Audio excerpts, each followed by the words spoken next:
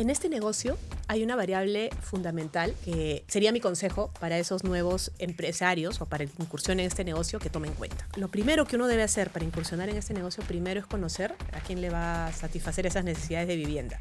Uno siempre escucha, en el negocio inmobiliario es location, location, location, ¿no? Ubicación, ubicación, ubicación. Eso es todo lo que tienes que pensar cuando haces un negocio inmobiliario. Yo le aumentaría un par de letras más a eso y yo te diría, las 3 P's del producto inmobiliario son básicas: producto, plaza y precio.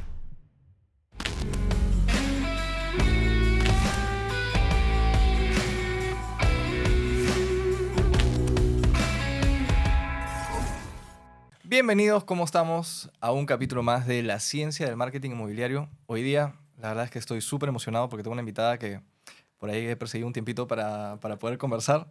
Obviamente tenía de todas maneras una agenda llena de cosas, ya que está haciendo mucho por el sector hoy en día.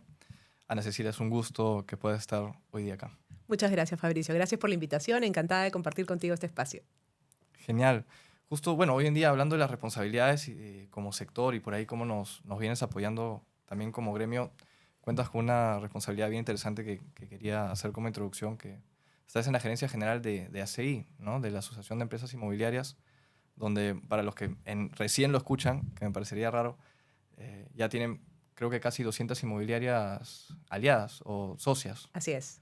Somos casi 215 empresas entre aliados y socios. 215 ya. Bueno, se nota que obviamente hay mucho del sector ahí.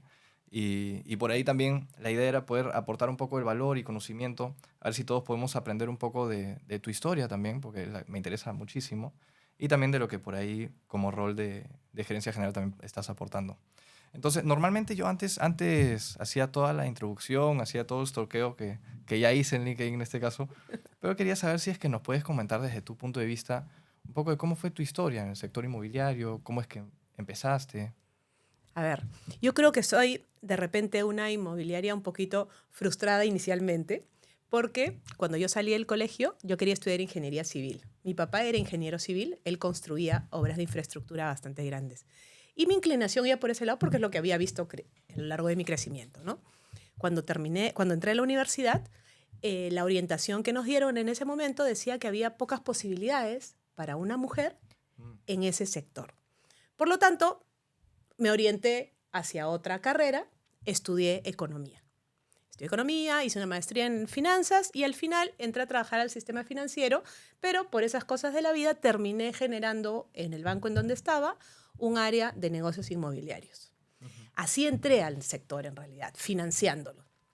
Esta iniciativa partió porque el banco en ese momento tenía una serie de activos que había ido a lo largo de la vida ejecutando como garantía seguramente y que estaban ahí y que no tenían un fin específico. Lo que hicimos fue invitar en ese momento a una serie de desarrolladores inmobiliarios y les pusimos una alternativa de inversión sobre la mesa. Le dijimos, mira, yo te doy el terreno, tú pon tu experiencia, tus conocimientos, nosotros como banco financiamos todo y desarrollamos proyectos juntos. De esa manera el banco también generaba un negocio adicional, que era dar créditos hipotecarios, por ejemplo. Claro. Entonces era un win-win. En el primer año se acabaron todos los terrenos. Ah, sí. El banco generó un muy buen negocio en ese momento y aprendimos cómo hacer negocio con los desarrolladores. No solamente prestarles la plata para que hagan un negocio, sino entendimos cómo se hacía el negocio, qué cosas se tenía que considerar, qué era, hasta dónde podía llegar el desarrollador y cuánto debía también arriesgar el banco. Y en esa línea desarrollamos una estructura para participar de manera equitativa en ese riesgo. Y así comenzamos a crecer, a crecer, a crecer.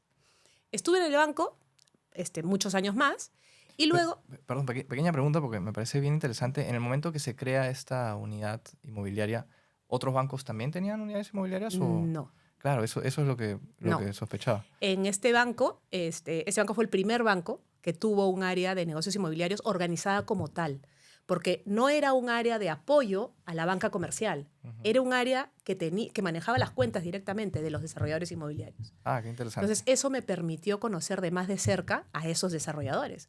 Me permitió entender cómo medían esa demanda, cómo definían ese producto, cómo buscaban sus terrenos, para también medir el riesgo de esas inversiones, ¿no? Claro. En esa línea estuve varios años. Luego, uno de mis clientes me invitó a ser gerente general de su compañía. Renuncié al banco y me fui a trabajar del lado inmobiliario. Esta vez del otro lado, con el otro casco. con el otro sombrero, con el Claro, otro casco, efectivamente. Claro. Estuve algunos años en esta empresa, luego vino una empresa española que me contrató, me fichó, estuve casi 10 años en esa empresa y hoy día también gerenciando en la gerencia general, desarrollamos muchos proyectos y ahora estoy como gerente general de ASEI. Así que esa más o menos ha sido mi historia de cómo he ido llegando al sector. Qué interesante también, porque desde los inicios hay un punto bastante favorable que es desde el punto de vista financiero, cómo también se puede apoyar al sector inmobiliario dentro de generar una estructura que permita también saber cuáles son los intereses del inmobiliario, ¿no? También qué tipo de márgenes tal vez está buscando y demás. Claro. Y esa estructura se basaba en cuidar que esos márgenes se cumplan, en cuidar que esa caja realmente se destine a donde se tenía que destinar. Entonces, esa participación del banco en ese momento era en verdad bastante importante porque supervisabas la caja al 100%. Claro. Entonces, sí era muy importante de definir con quién hacías esa inversión, Claro. porque el perfil de riesgo era muy importante. Qué interesante lo que nos comentas. De todas maneras, hay mucho conocimiento desde la parte financiera, desde la parte de desarrollo también. Muchos años dentro de una empresa que conozco, que muchas personas conocen, que también ha desarrollado mucho en el país. Y hoy en día, desde tu rol como gerente general en ACI, ¿cómo sientes estás contribuyéndole al sector desde este nuevo rol también? Mira, cuando tomé este nuevo reto, estaba de verdad súper emocionada, porque soy una convencida que la generación de vivienda formal es la base para que las familias de este país se puedan desarrollar dentro de un ámbito de seguridad, salud, equidad, etc.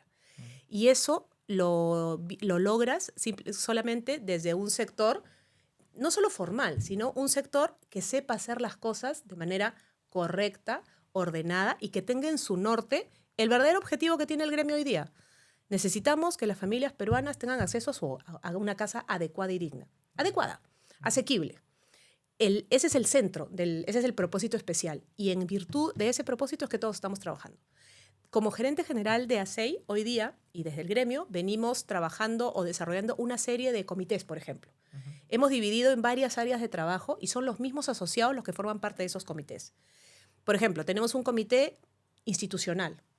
Este comité se ocupa de estudiar la normativa existente. Este comité se ocupa de proponer cambios o mejoras en la normativa o de proponer normativa para llenar vacíos existentes hoy día. Claro. Y eso en base a la propia experiencia de los inmobiliarios. Entonces es muy rico, en realidad, poder analizar no la ley porque la analice un abogado experto en leyes, sino porque un inmobiliario que lo ha usado y ha sido beneficiario o ha sido sujeto de estos hechos, sabe cómo le impactaron y sabe cómo lo puede mejorar. Ese aporte es valiosísimo. Tenemos, por ejemplo, comités de sostenibilidad, tenemos comités de innovación, comités comerciales. ¿Este comité institucional, por ejemplo, ve posibles disputas que tal vez se puedan dar? No, este comité institucional no ve posibles disputas. Tenemos un área de atención al asociado que lo que hace es orientarlo cuando tenga algún tipo de problema ante alguna autoridad y que no sepa cómo resolverlo. Como gremio, nosotros no lo vamos a resolver por él. Claro. Como gremio, lo que vamos a hacer es orientarlo y darle las herramientas para que él pueda defenderse. De repente acompañarlo, sostenerlo, asesorarlo, pero nosotros no vamos a pelear peleas particulares. Claro. Nosotros lo que queremos es cuidar que el gremio tenga un entorno sano de desarrollo. Y en virtud a eso es que vamos a seguir caminando. Está genial. Y claro, vi por ese lado los intereses del inmobiliario desarrollador. Y también vi que está la Defensoría del Cliente Inmobiliario. O sea, Así es. Que dentro de también cuidan y velan por lo que finalmente nosotros o como asociados o los del gremio le entregan finalmente a este cliente final. Así es. Mira, la Defensoría del Cliente Inmobiliario ya tiene algunos años. Esa fue una iniciativa intergremial.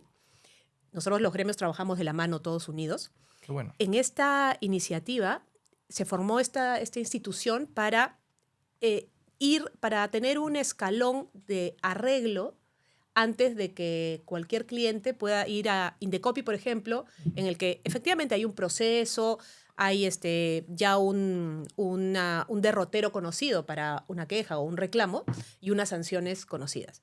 Pero abrimos esta puerta anterior para que el inmobiliario y el cliente puedan ponerse de acuerdo de una manera más rápida y teniendo ambos el conocimiento de los detalles de lo que están peleando, negociando, reclamando, etcétera. Y esto lo hicimos los mismos inmobiliarios para cuidar a nuestros clientes, porque nuestros clientes son lo más valioso que tenemos. Un cliente satisfecho vale 1000, porque ese Claro, cliente satisfecho te va a referir ante otro cliente y te claro. va a ayudar a seguir haciendo negocio, a seguir haciendo industria. Ahí tengo, bueno, tengo un poco de data que compartir también. El canal de referidos es el que tiene mayor tasa de conversión. O sea, cuando alguien te refiere a alguien, tiene tasas de conversión en algunas inmobiliarias de 10 a 20%. Es altísimo. O sea, claro, de 10 personas, de 5 personas que llegan como canal, siendo también marketero, comento que el referido es muy importante. Y por eso también es importante esto. La mayoría de peruanos no sabe que existe la Defensoría del Cliente Inmobiliario, lo cual también me pareció importante por ahí Y comentar. como gremio, nosotros hemos desarrollado una guía para el cliente inmobiliario. Por ejemplo, dentro de uno de los comités que tenemos, trabajando con asesores de Indecopy, desarrollamos una guía. Esta guía le enseña al cliente inmobiliario cuáles son sus derechos, qué cosa tiene que pedir, qué cosa puede pedir, hasta dónde puede exigir. Y también hay una guía de qué variables debe considerar para comprar un departamento. Entonces, de esa forma estamos tratando de educar también a nuestros consumidores. Eso está genial. ¿Dónde pueden encontrarlo? ¿Hay algún link, enlace? Eso va a estar colgado en la página web de ASEI para que Buenísimo. puedan consultarlo. Hoy día ha sido difundido a nuestros asociados y hoy día lo tiene la DCI, que es la Defensoría del Cliente Inmobiliario. Qué genial. Bueno, buenísimas las iniciativas y también la organización interna que se tiene. Como justamente estábamos viendo un poco lo más importante que tenemos hoy en día como negocio, de lo que dependemos mucho es de que las personas también se sientan de acuerdo con lo que venimos desarrollando y justamente haya la demanda del caso que hoy en día tenemos. Entonces, por ahí quería preguntarte, ¿cómo se ha comportado últimamente la venta de viviendas en Lima o en Perú, si es que tal vez hay más información sobre Perú? Nosotros manejamos básicamente cifras de Lima metropolitana. Ujú. El mercado en Lima al segundo semestre del 2024 respecto del 2023 ha crecido 21% en unidades y 14% en monto de ventas. De ventas. Ah. Sí, eso es en Lima total. Ujú. Si hacemos un zoom en los mercados más representativos, tenemos Lima Moderna y Lima Top. Ujú. En Lima Moderna el crecimiento ha sido superior. En Lima Moderna el crecimiento en unidades ha sido de más de 24%. 24%. Y en Lima Top de 7%.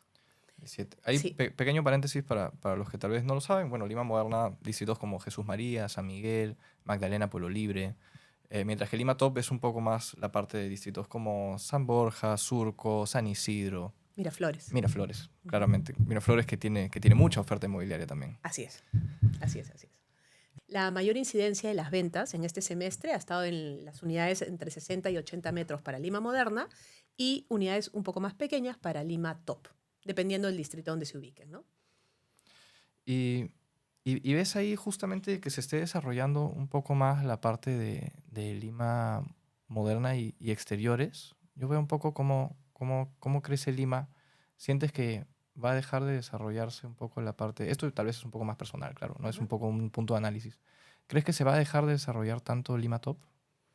Lima Top tiene algunos inconvenientes, tal vez hoy día, en cuanto a normativa y parámetros, Ujú. que podrían limitar el desarrollo de futuros proyectos. Sí, es cierto, eso podría pasar, porque ha habido cambios en las interpretaciones de la norma existente que han Exacto. llevado a algunas paralizaciones, algunos retrasos, etcétera, que van a afectar de todas maneras la rentabilidad de las inversiones existentes y va a afectar de todas maneras la entrada de nuevas inversiones. Ujú. Eso va a pasar.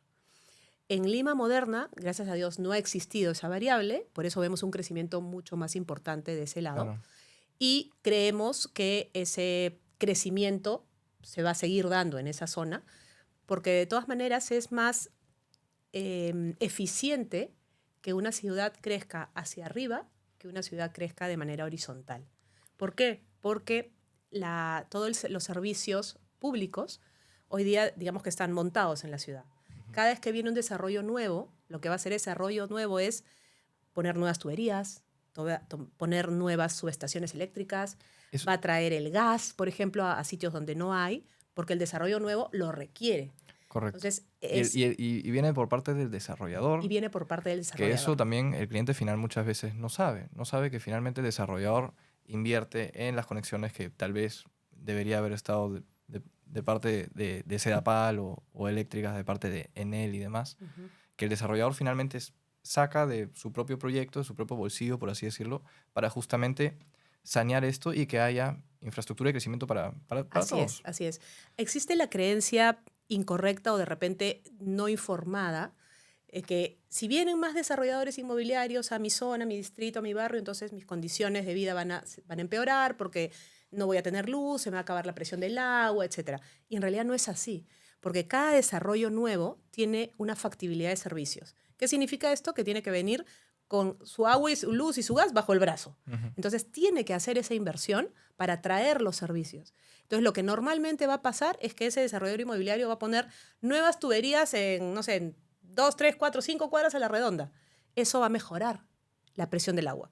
Va a poner subestaciones eléctricas que de repente deberían ser de tamaño 1 para su proyecto y van a ser de tamaño 10, porque es lo que le pide la institución. Es correcto. Y ese tamaño 10 le va a servir a toda el área, no solamente al proyecto. Sí, Y eso es inversión privada, es correcto. no es inversión de servicios públicos. Y eso va a contribuir en realidad a mejorar la zona. Me encanta también que haya el espacio para poder decirlo porque justamente siento que hay personas que tienen este mal enfoque del sector inmobiliario y tal vez justo acompaña con críticas que a veces vemos en redes sociales como TikTok y Twitter un poco más, que dicen, no, el sector cada vez quiere hacer metrajes más pequeños y, y yo realmente veo que justamente es porque se está adecuando a necesidades del sector y Así es. justamente está encontrando una forma de darle vivienda digna. Así es. Hay una razón principal por la cual hoy día desarrollas viviendas de 60 metros y hace de repente 20 años hacías vivienda de 90 metros. Ujú. Claro, todos queremos tener una casa grande, ¿no? Feliz de la vida de poder hacerlo. Pero número uno, no todo el mundo puede pagarlo. Y nosotros queremos darle casa, vivienda a todos. Número dos, las necesidades, los servicios adicionales que puedes tener en una vivienda grande, los puedes resolver en las áreas comunes de un condominio, por ejemplo. Y de esa manera incrementas la seguridad dentro de tu propio departamento, dentro de tu propia casa. Ujú. Satisfaces las necesidades básicas dentro de un departamento de repente un poco más pequeño, pero tienes todas tus áreas de desahogo o áreas de diversión para la familia en las áreas comunes. Correcto. Y entonces tienes una sola área común que está financiada por todos los habitantes del condominio, del edificio, y que pueden usar de acuerdo a la organización que tengan, pero que termina satisfaciendo las necesidades. Entonces, al final, puedes poner en manos del mercado una vivienda digna, adecuada, a un precio más asequible, que es lo que queremos lograr. Por eso es que se hace vivienda pequeña. Es correcto. Y también, claro, importante, justo tenía una pregunta sobre las preferencias de los compradores hoy en día y cuál es el perfil del consumidor actual. Y justo bueno, trabajando con ahorita ya más de 70 desarrollos inmobiliarios, he visto que hay ya cada vez más piden las áreas comunes, Ujú. porque saben que hay metros cuadrados adicionales que entre todos están pagando el mantenimiento y que justo por eso también, y bueno, están pagando algo de eso dependiendo de cuántos departamentos son. Y justamente por eso puede tener tal vez unos acabados un poco más interesantes, pueden usarse para otro tipo de cosas sin necesariamente ocupar del espacio personal que después Así viene a es. ser el departamento en este caso, ¿no? Y justamente se pide cada vez más porque también da esta oportunidad de poder estar a walking distance, que se usa mucho esta palabra, no sé por qué lo digo en inglés todavía, pero a poder estar cerca caminando digamos, el grifo, a alguna tienda, en A tu mucho centro de trabajo. al centro de trabajo también, principalmente. Y hay muchos países en los que justamente por eso hay menos tráfico. Y otra cosa que escucho más es, no, el desarrollo vertical trae más tráfico. Y me pongo a pensar, realmente no, porque si las personas están más cerca a su trabajo, Ujú. justamente Es para genera... no usar el auto. Exacto, Efectivamente, es para hacer las cosas caminando. exacto. El perfil del consumidor ha ido cambiando a lo largo de estos años. Inicialmente, igual como me refería a vivienda grande antes, Ujú. el consumidor anterior era la familia, el señor de 40 años con 2 hijos, ¿no? El matrimonio con 2 hijos, y que requería una vivienda un poquito más grande de repente, y eso explicaba la mayor parte de las ventas. Hoy día, tu cliente promedio está entre 28 y 40 años, ¿no? Son los millennials, y la vivienda más solicitada no necesariamente es la vivienda de 3 dormitorios. Puede ser la más ambicionada, la más querida, pero hay que pisar tierra y ver qué es lo que podemos pagar, ¿no? Total. Hoy día, ese cliente que antes era una familia, hoy día es unipersonal. Hoy día está comprando la vivienda desde muy joven, pensando en un futuro, en tener una familia, o de repente pensando en moverse a otro lado más adelante. Cada vez más nace también el perfil de joven inversionista, ¿no? Así es. También bueno, las redes sociales, que a mí me parece una maravilla, obviamente han permitido que también jóvenes como yo puedan aprender de inversiones inmobiliarias, aprender de este tipo de cosas desde una temprana edad. Y hoy en día, por ejemplo, yo personalmente le he vendido a 2 chicos de 25 años sus primeros departamentos también, Claro. en formas de inversión. Y hay muchas personas también de esta edad que por ahí están buscando este camino. Claro, ese porcentaje de vivienda dedicada a la inversión ha incrementado. En los últimos 5 años ha También, subido casi 8 puntos porcentuales la ¿ves? participación del mercado, en el mercado. Y me imagino también, por ahí tengo una pregunta que va un poco en esa línea, pero naturalmente nace, no solamente es el inversionista primerizo que por mayor educación entiende esto, sino también hay inversionistas que compran desde fuera, porque también le hemos vendido bueno, lo digo como agencia de marketing, conozco muchísimos casos, le hemos vendido mucho a Estados Unidos, a personas de Panamá, a personas de España. Entonces hay personas que desde fuera también ven el mercado inmobiliario peruano como una interesante inversión. Bueno, podemos hablar mucho de cosas de perfiles y consumidores que se puede ver hoy en día en el mercado. La verdad es que está bien interesante lo que está pasando en Perú. ¿Cree que se puede conseguir que más inmobiliarias vean el Perú también como, no solo los inversionistas independientes, ¿no? o los fondos de fuera, tal vez, sino que realmente inmobiliarias como tal, que por ahí ya vemos algunas en el mercado, por decir algunos países de México, hay algunas inmobiliarias que han entrado muy fuerte, de España también, claramente. eh, y también hay peruanos saliendo, ¿no? Saliendo a, por ejemplo, Florida, ya hay varios inmobiliarios en Florida, peruanos consiguiendo éxitos interesantes. Ujú. ¿Cree que el Perú va a volverse también un centro de inversión para inmobiliarios interesante a nivel de Sudamérica? Yo creo que sí, mira, y es por una razón específica. Nuestra legislación contempla dentro del Código Civil la definición de bien futuro. ¿Qué significa un bien futuro? Tú puedes comercializar algo que hoy día está en un plano, Ujú, pero que físicamente aún no existe. Somos el único país que tiene esta condición. ujú. Y eso hace que nuestro mercado tenga una facilidad adicional, porque la inversión que hay que destinar para generar el activo termina siendo financiada por el mismo comprador. Ujú. Entonces, no necesitas que el inversionista arriesgue puro capital o que se endeude y además arriesgue su capital y que luego apueste por vender el bien. Claro. Los dos esfuerzos pueden ir juntos. De esa manera haces que el mercado sea más dinámico. Somos el único país que tiene esa condición. Entonces, eso hace que efectivamente sea más atractivo. El hecho de que muchas empresas hayan migrado a Florida, por ejemplo, es para atender más un proyecto o un producto relacionado a alquileres e inversión, Ujú. más que a venta estricta de De vivienda, vivienda. que es un mercado que hoy día está muy, muy desarrollado, muy en boga en Estados Unidos. Ujú. Pero en este caso, refiriéndote a esas empresas españolas o mexicanas que mencionabas, sí es cierto que el atractivo aquí es la condición de bien futuro. En México, por ejemplo, cuando tú vas a hacer un desarrollo inmobiliario, tú tienes que comprar el terreno o de repente te aportan el terreno, pero tú te endeudas aportas y endeudas para hacer todo el desarrollo y recién cuando el bien está terminado e inscrito en registros públicos, lo puedes vender, o sea, lo puedes transferir. Y O recién sea, ahí es que el totalmente. crédito hipotecario se lo pueden desembolsar al que te vaya a comprar.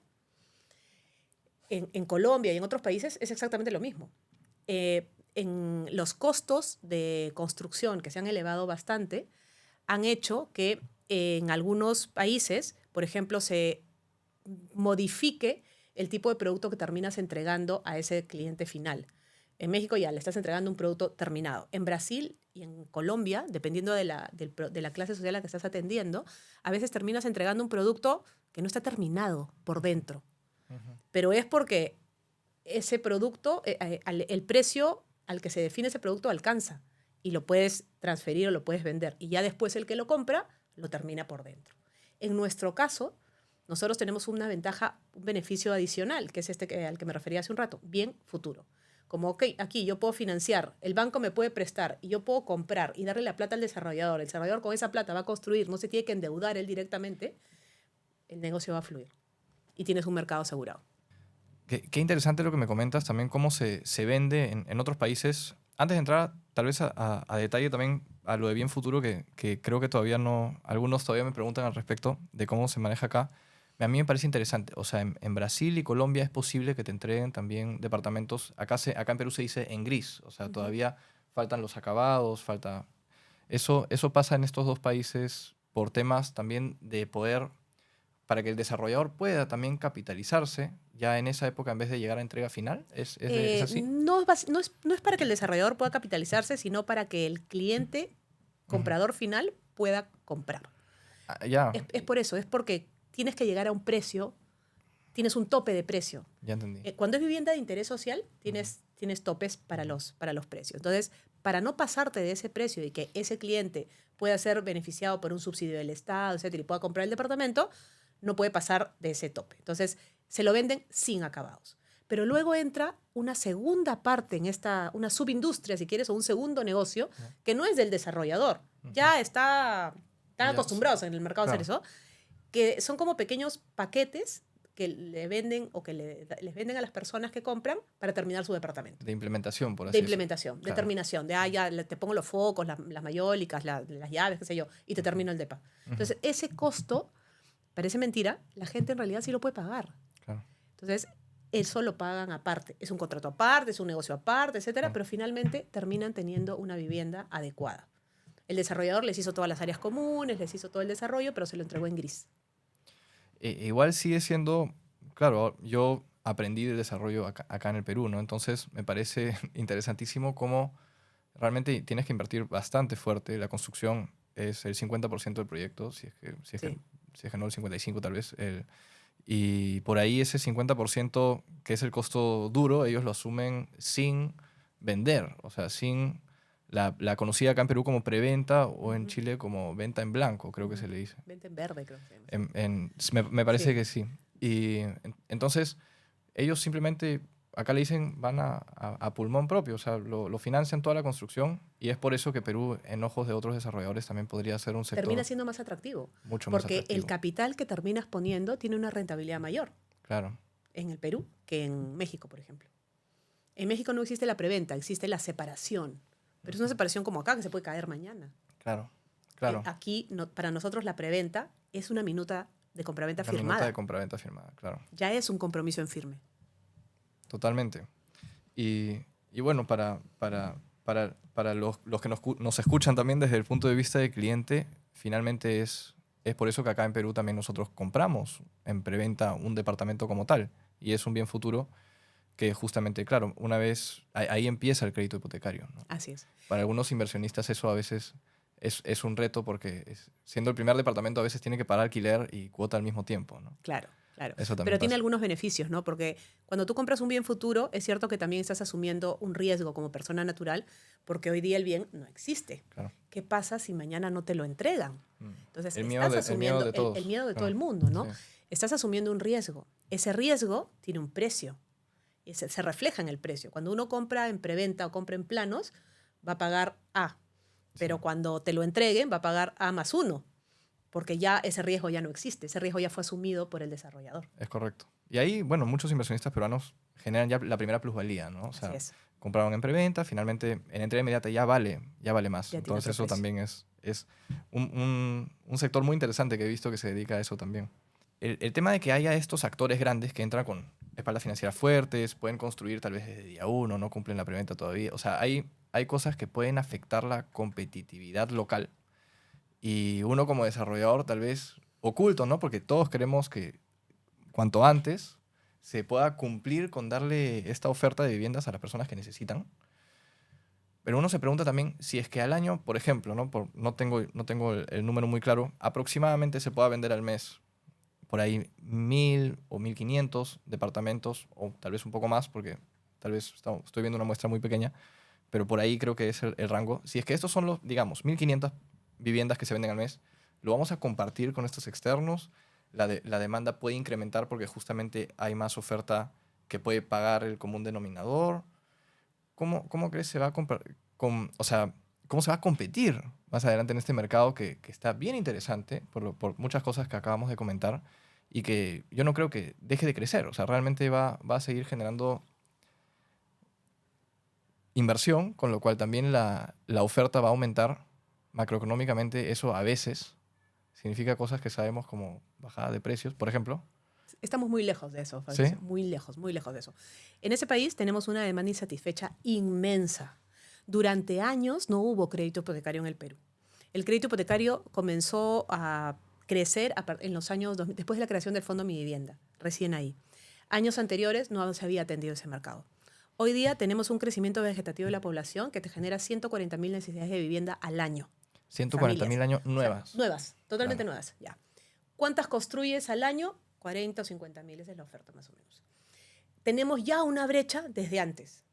Entonces, hoy día tenemos que generar una cantidad de vivienda importante para cubrir esa brecha. Y estamos generando, mira, si se generan 140 nuevas y estás haciendo 40, más todo el déficit que tenías de antes, tienes un montón por satisfacer. Hasta se sigue acumulando y creciendo. Así es. Tienes que parte de eso se cubre con autoconstrucción y no es la forma en realidad de cubrir, de cerrar que esa justamente brecha. es uno de los dolores porque eso del genera mercado. otros problemas, Sí, efectivamente.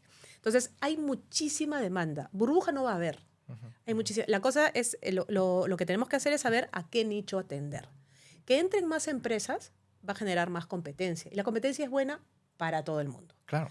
El hecho que vengan estas empresas con mayores espaldas, de repente con más experiencia, con trayectoria en otros países, etcétera, que traen nuevas formas de gestionar, o nuevas formas de construir, o nuevas formas de vender, etcétera, solo nos va a hacer bien.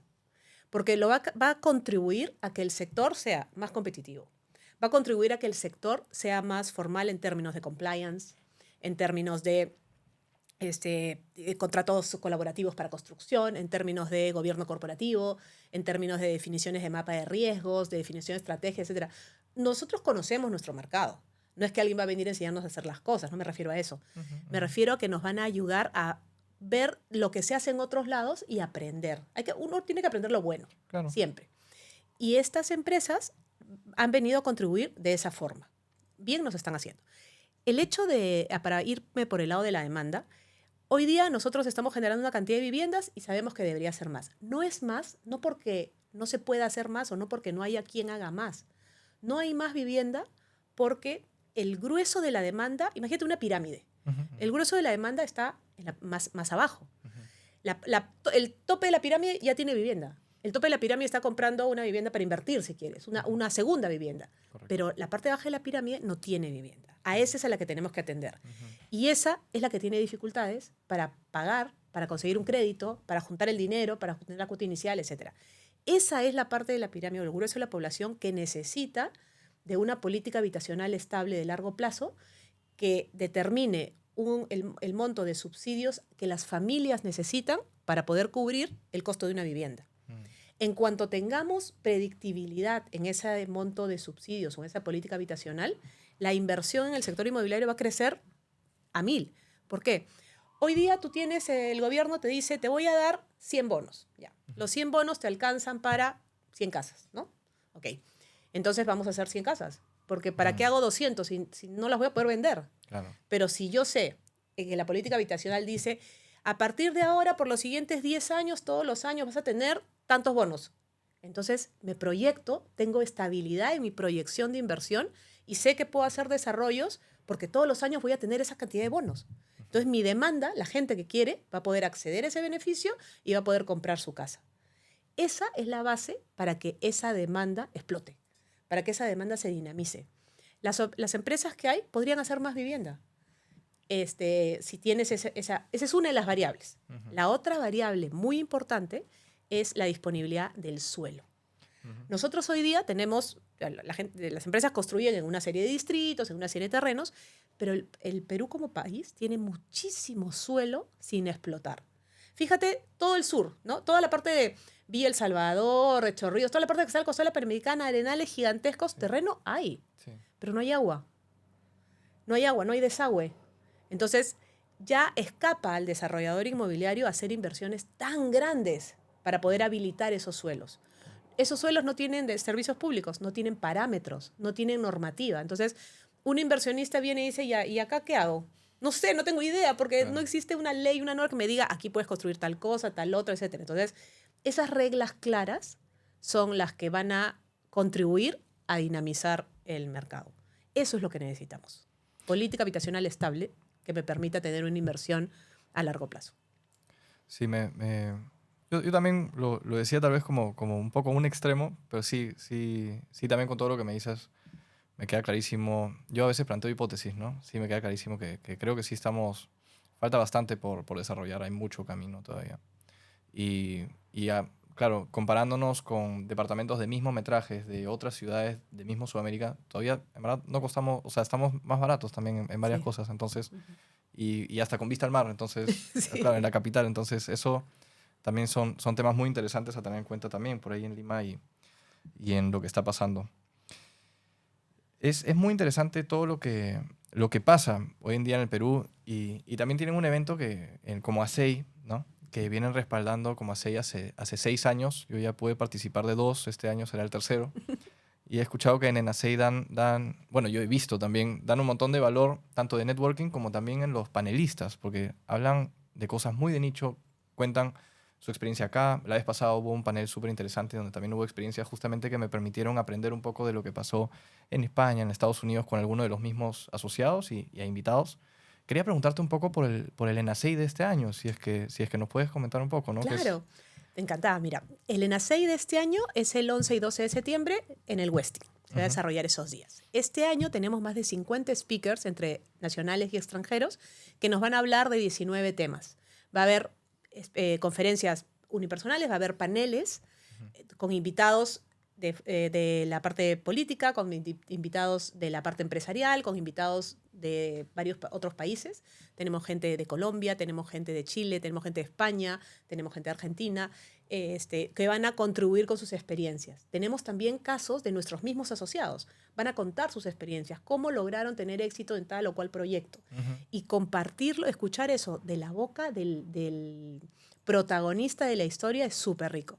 Claro. Además de una red de networking espectacular que vamos a poder hacer ahí. Así que te esperamos de todas maneras. No, ahí nos vemos, ahí nos vemos. El- y una pregunta que yo también tenía es, aparte de que he visto que hay muchas personas que entran también o viajan, digamos, de interiores del país porque obviamente quieren saber de qué es lo que se va a decir en NACEI. Y hay muchos desarrolladores también fuera de Lima que también vienen por este evento. Sería interesante también para personas que están en el extranjero participar del NACEI como experiencia y oportunidad de aprender más del sector peruano. Yo creo que sí, porque te van a enseñar o van a poder escuchar de la mano de los, como dije, protagonistas, cómo se gestionan los negocios aquí. Cada mercado tiene su propia idiosincrasia. Y es cierto que puede ser que las reglas del financiamiento, el conocimiento del consumidor, etcétera, sean parecidas o hayan ido pareciéndose a lo largo del tiempo con la globalización de los mercados. Pero cada mercado tiene su propia idiosincrasia. Entonces, sí es necesario escuchar en cada país para entender al consumidor.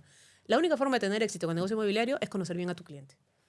Así que esa es la base en realidad. De todas maneras. Ahorita, por ejemplo, poco a poco, por dar un ejemplo, ¿no? Loco, en Argentina está volviendo el crédito hipotecario. Sí, sí, después de muchos años. Lo cual me parece súper interesante y tal vez lo que le sigue es justamente estructuras de negocio inmobiliario en los bancos que hay allá en Argentina, ¿no? Lo que tú viviste personalmente, tal vez pronto será, espero también, ¿no? Será una oportunidad por allá, porque así parece. Entonces, por ejemplo, ¿no?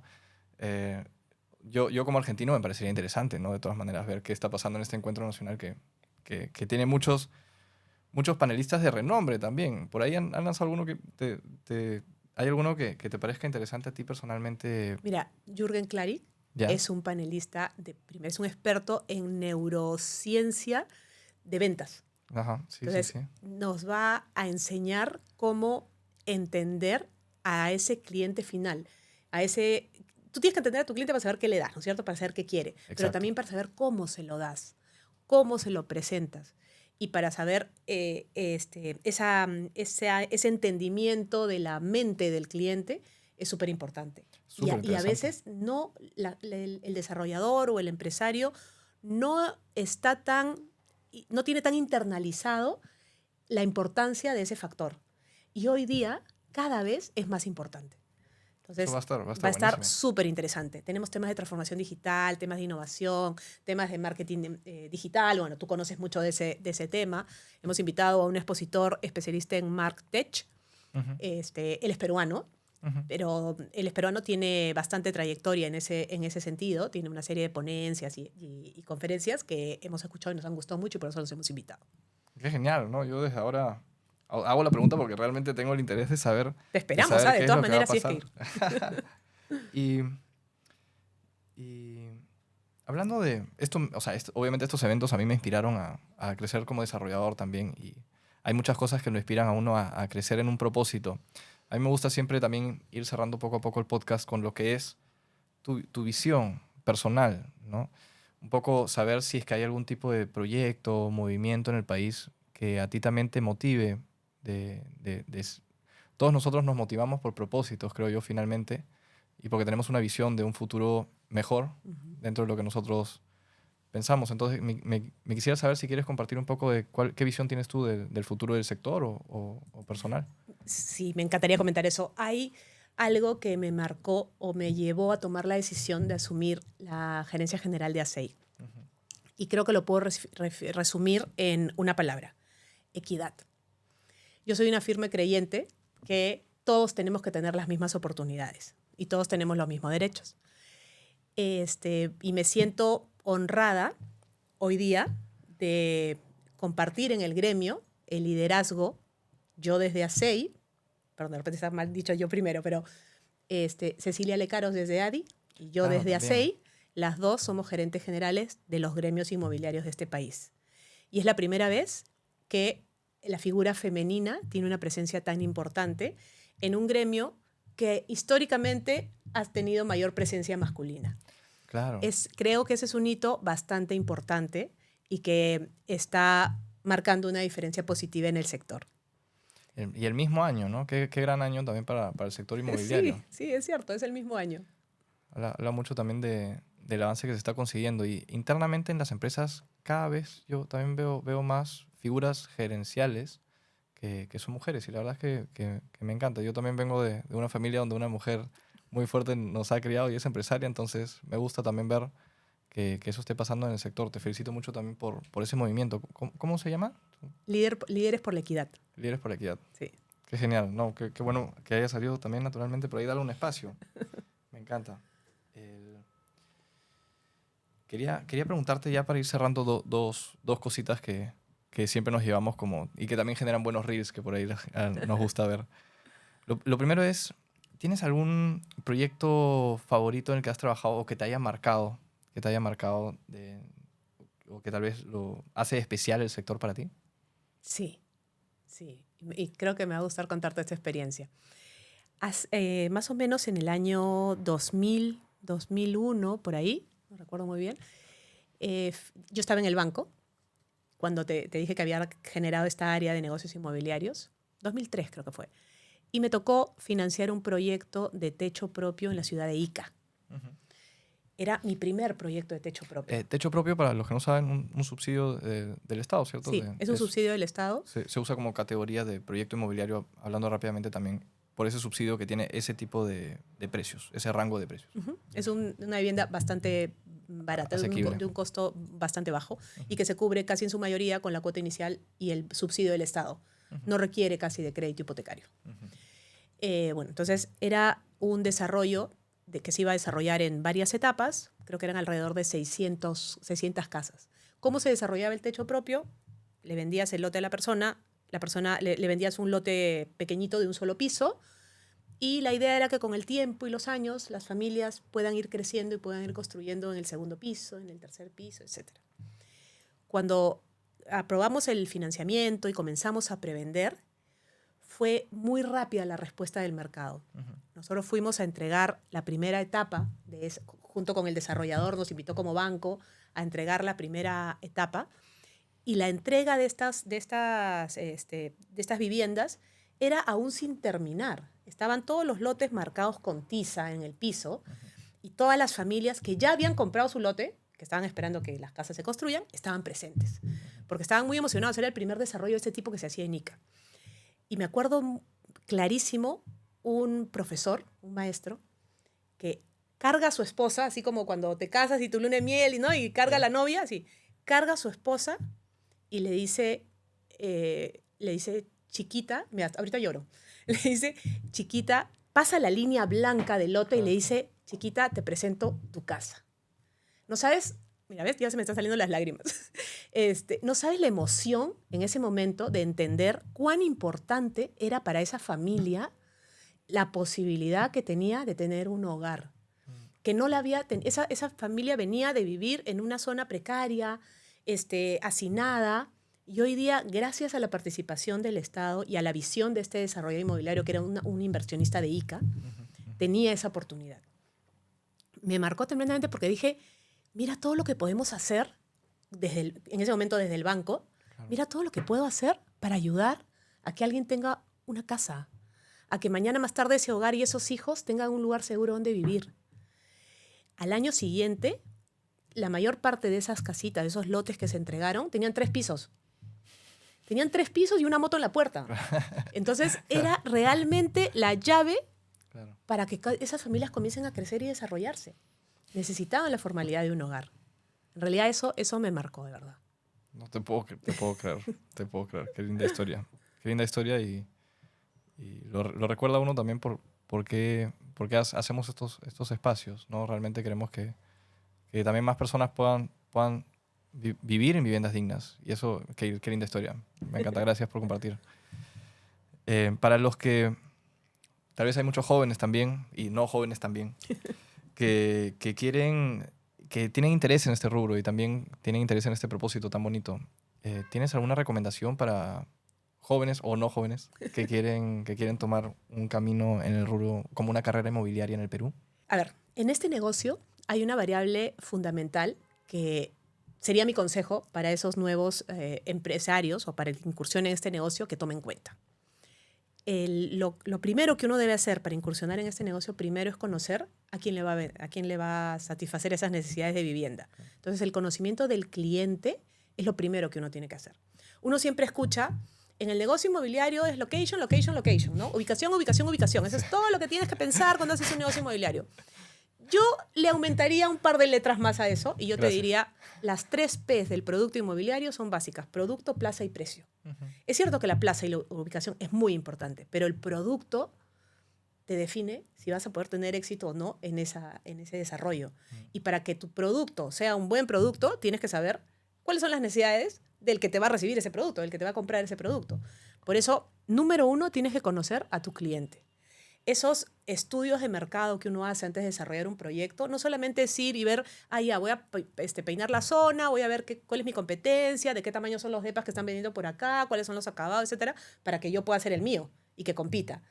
No, tú tienes que conocer a los clientes que están comprando en esos sitios para saber si de repente hay algo más y que podría ser el factor diferenciador en tu emprendimiento o en tu negocio. Totalmente. Y el de ahora, porque a veces revisamos también el que compró hace 5 años al costado y tal vez ya cambió. Es el de ahora, es el de ahora.